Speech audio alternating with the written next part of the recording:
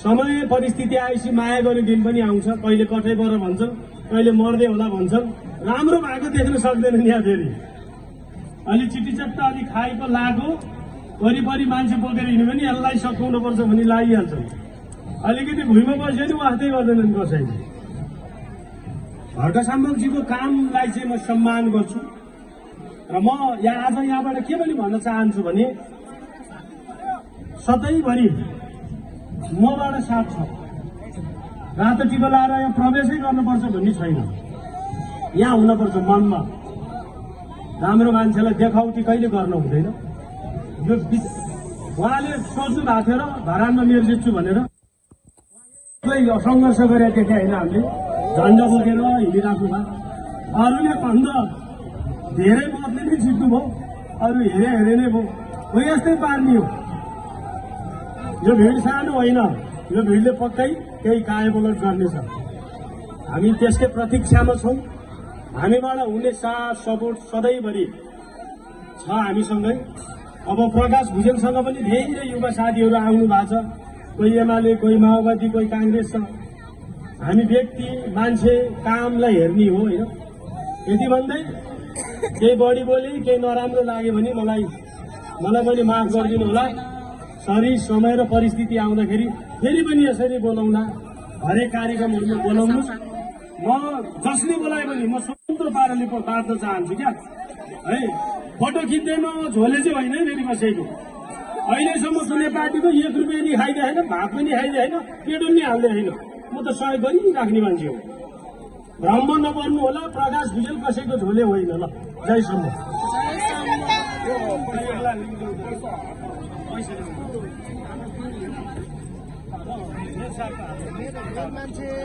धन्यवाद प्रकाश भुजेलज्यूलाई। उहाँको उच्चार मन सहयोगी भावनालाई र गर्नुभएको सहयोगको लागि स्वादपूर्ण वातावरणमा ताली बजाएर सबैलाई समर्थन छ। धन्यवाद। त्यसै गरी सुम्निमा पारुहाङको स्मृतिको लागि उहाँले उपलब्ध गराउनु हुने 1 लाखको लागि पनि धेरै धेरै धन्यवाद।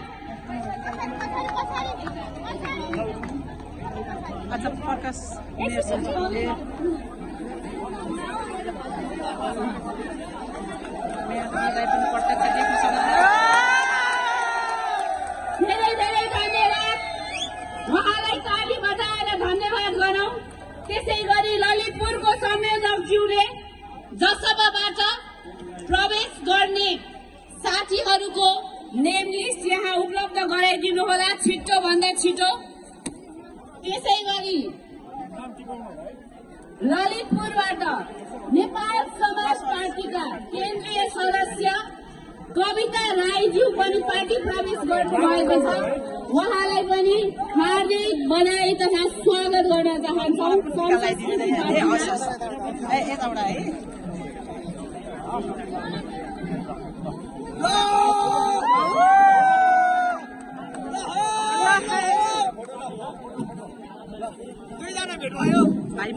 जय श्रीराम।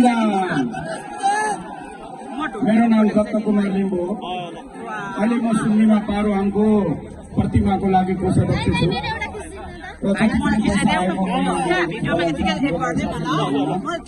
म सर्वप्रथम त के भन्न चाहन्छु यो 1 लाख रुपियाँ सुम्निमा पारुहाङको गर्नु भएकोमा धेरै धन्यवाद दिन चाहन्छु। साथै के भन्छु भनेदेखि जति पनि हामी झाँक्रीहरू देवी देवताहरू हुन्छ, मान्छे नजन्मे कहिले पनि हुँदैन। जब मान्छे जन्मेपछि देवी देवताहरू बस्छ। हो खाने नखाने सबै कुरो मनुष्यले छुट्याउने हो। र आस्थालाई धेरै मान्ने भएको हुनाले यो सुम्निमा पारुहाङ तथा शिवजी पार्वती तथा युमा सम्मान थेबा सम्मान भने पनि यी हाम्रा पितृ हुन्। यो चाहिँ हाम्रो पशुपतिनाथ किन नहोस्, हाम्रो दन्तकाली किन नहोस्, या त दक्षिणकाली किन नहोस्, यी सबै हाम्रा पितृहरू हुन्। यी पितृहरूले तपाईँ हामीलाई आज यो श्रम संस्कृति पार्टीमा आबद्ध गराएको यो पैसा मैले प्रतिमा बनाउनको लागि उहाँले 1 लाख दिनुभएकोमा धेरै धेरै धन्यवाद र सेवा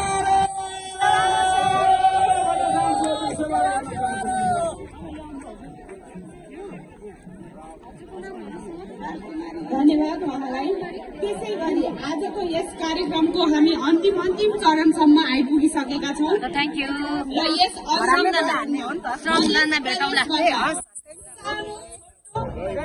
सान्दर्भिक मन्तव्य राखिदिनु हुनको लागि म कहाँ गएछ मेरो चेरी भनेर टिका लाउनु ल्याऊ है भनेको त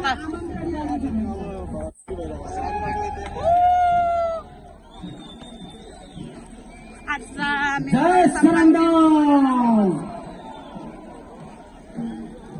विगतको चेरी कहाँ गएछ जुन अवस्था यता ढोल नाच पनि हुँदैछ कहाँ जान्छ मेरो भदै चाहिँ त्यही विषयवस्तु लिएर म एउटा सानो कविता भनौँ चुटकुला भनौँ हर कविलाई देखेर मलाई याद आयो यहाँ ढोल नाच पनि भइरहेको छ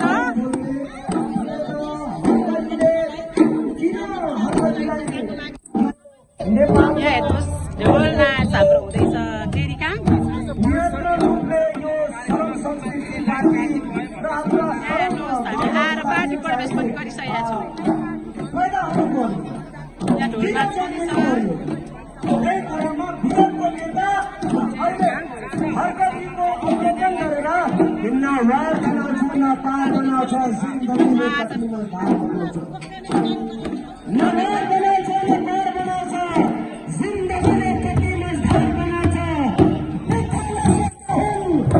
यहाँ ढोल नाच भइरहेको छ प्रत्यक्ष तपाईँले हेर्न सक्नुहुनेछ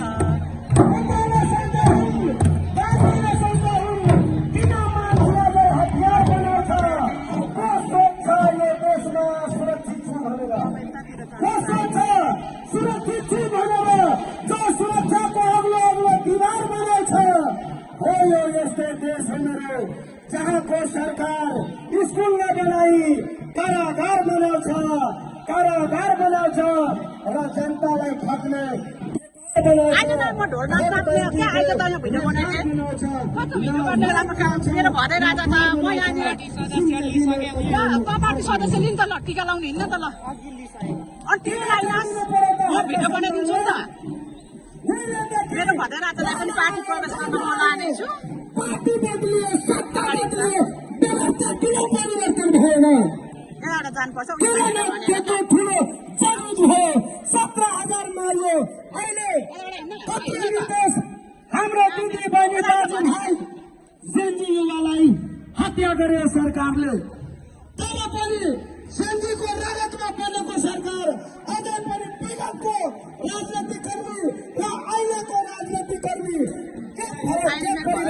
पार्टी प्रवेश गराउन लानेछु सक्नुहुनेछ कसैको सम्पत्ति छानबिन गर्न सकेछौँ आउनु भएको छ होइन त यस्तो अपराधीहरूलाई त टोली खेल्ने फाँसी लगाउनुपर्छ